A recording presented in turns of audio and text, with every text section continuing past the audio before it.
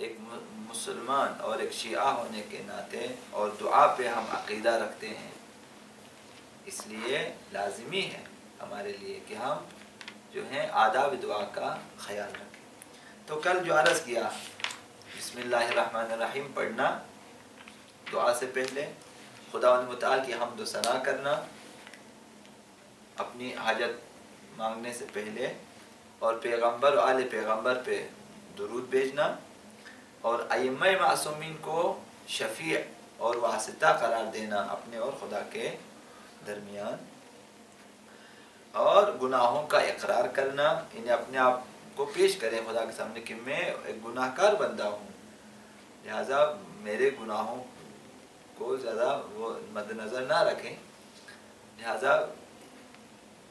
اور چھٹی چیز خضوع و خشوع ہے، خضوع و خشوع کی حالت میں ہو، غمگین حالت میں۔ ساتویں چیز جو ہے دعا کی قبولیت میں جو ہے جو بہت ہی اہم کردار ادا کرتی ہے، 2 رکعت نماز ہے، نماز حاجت جسے آپ کہیں، اس کے بعد اگر دعا کی جائے یہ آداب دعا میں سے۔ اور اپنی حاجت کو زیادہ نہ سمجھنا، یہ انسان کی جو ہے کم ظرفی ہے کہ وہ اپنی حاجتوں کو بہت زیادہ سمجھ لیتا ہے اور سمجھتا ہے کہ خداوند اب اتنی بڑی حاجت کیسے دے گا۔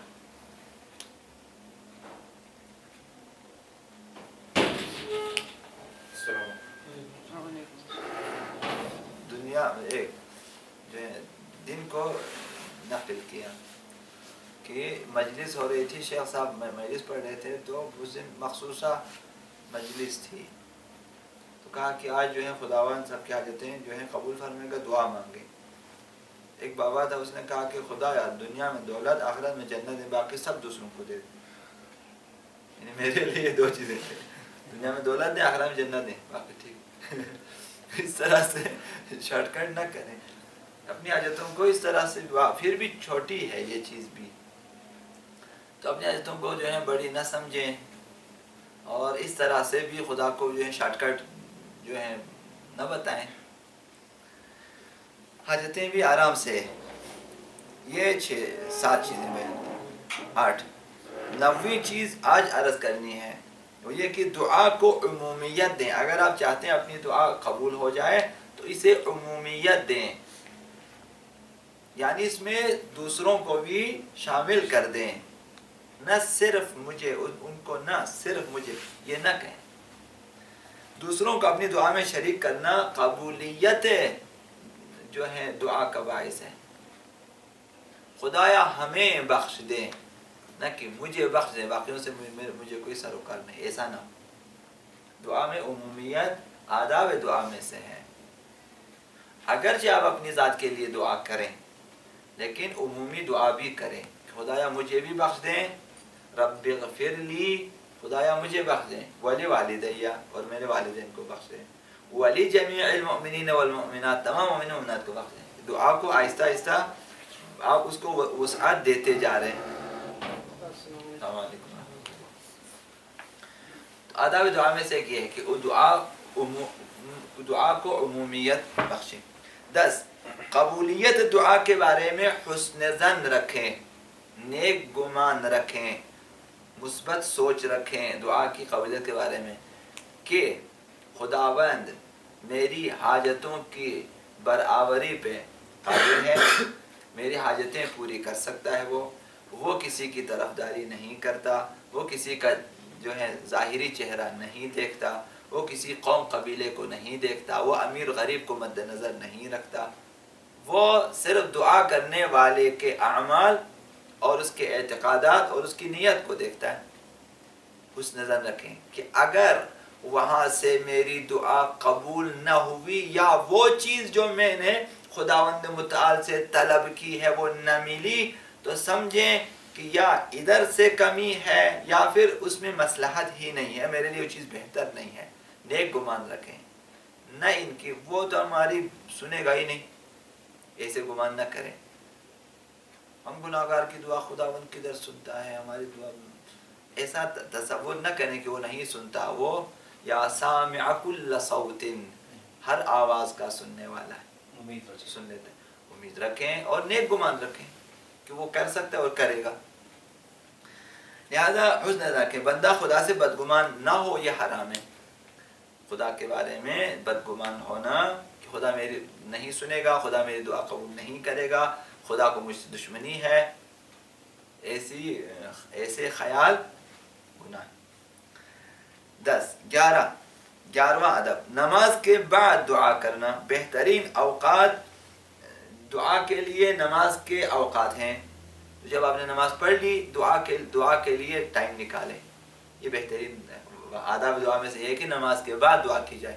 کوشش کریں کہ نماز کے اوقات تک فرصت رکھیں اپنے لیے. دعا کرنی ہے, دعا کو مد نظر رکھیں اور پھر نماز کے بعد دعا کریں اپنے لیے. یہ بہترین اوقات, ان میں دعا مانگو, یہ پیغمبر صاحب نے فرمایا ہے. یہ 11ویں چیز آداب نماز میں سے, آداب دعا میں سے. 12واں ادب آداب دعا میں سے حالت سجدہ میں دعا کریں. نماز کے بعد بھی اگر آپ سجدہ شکر میں جائیں یا ایسے ہی سجدے میں جا کر دعا کریں, یا نماز کے سجدے میں بھی اپنے لیے ضروری دعائیں آپ مانگیں, بہتر ہے.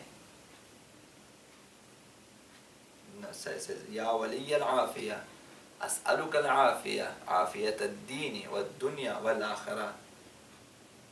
اے صاحب عافیت, خالق عافیت, صاحب عافیت, مالک عافیت, یا ولی العافیہ, اسألک العافیہ, میں عافیت کا سوال عافیت کی درخواست کرتا ہوں تجھ سے, وہ بھی عافیت الدین والدنیا والآخرہ. میرے لیے عافیت دین کہ میرا دین بھی ٹھیک ٹھاک رہے, دنیا بھی میری صحیح رہے, وہ آخرت بھی میری صحیح رہے.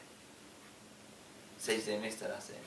اسی طرح باقی دعائیں بھی ائمہ سے بہت زیادہ دعائیں روایت ہوئی ہیں سجدے میں پڑھنے کے لیے. لہذا سجدے کا انتخاب کریں. سجدہ اوقات نماز بہترین اوقات ہیں, ٹھیک, اور حالت نماز بہترین حالت ہے. حالت سجدہ اس میں بھی بہترین ہے. دیکھیں نا, آپ نے تمام خوبیوں کو جمع کیا اور سجدے میں آپ دعا مانگے. اس سے بہتر حالت نہیں ہے, وقت کے حساب سے بھی اور حالت کے اعتبار سے بھی بہترین ہے. 12 حالت سجدہ میں دعا کرنا. 13 قرآن کی 100 آیتوں کی تلاوت کے بعد, 100 آیتوں کی تلاوت کی آپ نے, اس کے بعد 7 مرتبہ یا اللہ یا اللہ یا اللہ کہنا اور پھر دعا کرنا. یہ بھی قبولیت دعا کے لیے کہ اگر آپ کے پاس فرصت ہے قرآن کھولیں, مثال سورہ الرحمن چھوٹی چھوٹی آیتیں ہیں, یا آگے چھوٹی آیتوں والی صورتیں, 100 آیتیں ہم نے پڑھ لی, اس کے بعد 7 مرتبہ یا اللہ یا اللہ یا اللہ, اس کے بعد اپنی حاجت طلب کریں. خداوند تلاوت قرآن اور 7 مرتبہ یا اللہ, اس کے بعد دعا قبول فرماتا ہے. انہیں قبولیت دعا کے لیے آداب دعا میں سے یہ بھی ہے. 14 سحری کے وقت دعا. یہ دعا کے بہترین اوقات ہیں. سحر کے وقت, جب آپ رات کے آخری پہر میں انشاءاللہ نماز کے لیے آپ اٹھیں گے, نماز فجر سے پہلے اب جو ہے 20-30 منٹ پہلے اٹھیں, آرام سے وضو کریں اور جائے نماز پہ آ جائیں, نماز تہجد بھی ہو جائے گی اور خدا سے دعا کریں. اب اس سے بالا تر شاید کوئی نہ ہو. یہ آخری جو ہے ہمیں جس چیز کا پتہ ہے, البتہ باقی زمان و مکان کے حساب سے اور بھی بہتر جگہ اور زمان ہیں, لیکن عام طور پہ جو ہے سب سے بہترین وقت سحر کا وقت ہے. سحر میں بھی نماز تہجد کے بعد دعا. انسان کی تقدیر بدلنے کے لیے اس سے شاید کوئی چیز بہتر نہ ہو. خداوند متعال کو یہ چیز بہت پسند ہے. وَبِالْأَسْحَارِ هُمْ يَسْتَغْفِرُونَ. مؤمنین کی صفات خداوند متعال بیان فرماتا ہے کہ وہ سحر کے اوقات میں استغفار کرتے ہیں, دعا کرتے ہیں.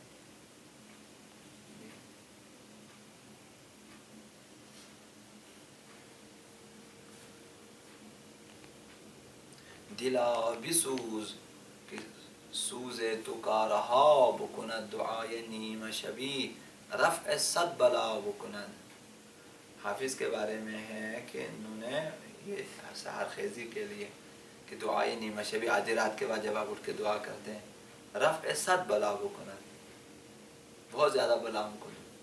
تو دلا بھی سوز کہ دل کو جو ہے حالت خضوع و خشوع میں آنا چاہیے کہ سوز تو کا رہا بکند. اگر یہ دل سوزی اگر پیدا ہو جائے تو کام آسان ہو جاتے ہیں. مشکل کی تمام گریں کھل جاتی ہیں.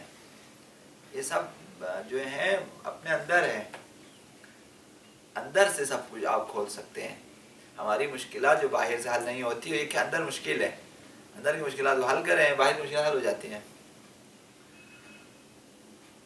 حافظ کے بارے میں لکھا ہے, بتایا میں نے سنا ان سے جو بیان کر رہے تھے کہ ہر غزل سے پہلے ختم قرآن کرتے تھے. حافظ بھی تھے, خود حافظ قرآن تھے, اور حفظ قرآن کی تلاوت کر کر کے ایک غزل لکھ لیتے تھے. ابھی ان کے پائے کے غزل عرفانی موجود نہیں ہے. خلاصہ خود اپنے اشعار میں کہتے ہیں کہ قرآن کو حفظ میں پڑھتے ہیں 14 روایتوں کے ساتھ. یہ ان کے اشعار میں ہے 14 روایت جو قرآن کی 14 قراتیں ہیں. غالباً وہ سب جانتے تھے اور قرآن حفظ میں پڑھ لیتے تھے اور تمام قراتیں اس کو معلوم تھا. 7 قاری ہیں قراء 7 اور ان کے 2 راوی ہیں, تو ہر راوی کے الگ قرات تو ہو جائے گی 14 قراتیں. مشہور ترین قرات یہ. اب جو ہے وہ ہستی عارف بھی ہو اور اس طرح عرفانی اشعار لکھیں, اب مجھے نہیں معلوم, انہوں نے بتایا کہ لہٰذا اگر حافظ کی اہمیت نہ ہوتی اتنے آیات اعظام نے اس کے اشعار پہ کتابیں لکھی. شیخ مطہری نے اس کے مقدمہ لکھا حافظ کے بارے میں کہ حافظ کیا ہے. رہبر نے اس کے بارے میں باتیں کی ہیں, اس طرح اقبال کے بارے میں باتیں کی. اگر ان کی حیثیت نہ ہوتی یہ لوگ اصلا چھیڑتے نہیں انہیں. اور بھی ایک 2 آیات اعظام ہیں جنہوں نے حافظ کے بارے میں بعد نے شرح لکھی حافظ کے بارے میں, حافظ کی اشعار پہ عرفانی تفسیر لکھی عرفانی. وہ ان کے بارے میں عرض کرنا یہ تھا کہ ہر غزل سے پہلے ختم قرآن کرتے تھے اور خود فرماتے ہیں کہ جو کچھ مجھے ملا ہے یہ دعائے یمن دعائے سحری بود, اس قسم کے اشعار ہیں. جو کچھ ملا ہے وہ سحر خیزی کی وجہ سے ملا ہے. اور خود فرماتے ہیں کہ جو ہے دعائے نیم شبی رفع صد بلا بکند. خلاصہ اس کی اہمیت ہے سحر خیزی کی. حضرت اقبال بھی اسی طرح سے ہیں کہ ہم سے کب پیار ہے ہاں نیند تمہیں پیاری ہے. یہ جو شکوہ میں انہوں نے اس طرح سے لکھا ہے. کس قدر تجھ پہ گراں صبح کی بیداری ہے, ہم سے کب پیار ہے نیند تمہیں پیاری ہے. یہ شکوہ میں انہوں نے لکھا. خدا متعال بیان کرتا ہے اقبال خدا کی طرف سے. تو حضرت اقبال بہت زیادہ قرآن پڑھتے تھے, اس وجہ اقبال بنے. اب اس کے پائے کا نکالے پاکستان نہیں, ابھی 50-100 سال ہو چکے ہیں لیکن اس کے پائے کا ابھی تک نہیں نکلا, نہ نکلے, شاید آئندہ صدی میں بھی نہ نکلے. بہت سارے شاعر آئے ہیں لیکن اقبال کی طرح نہیں ہے.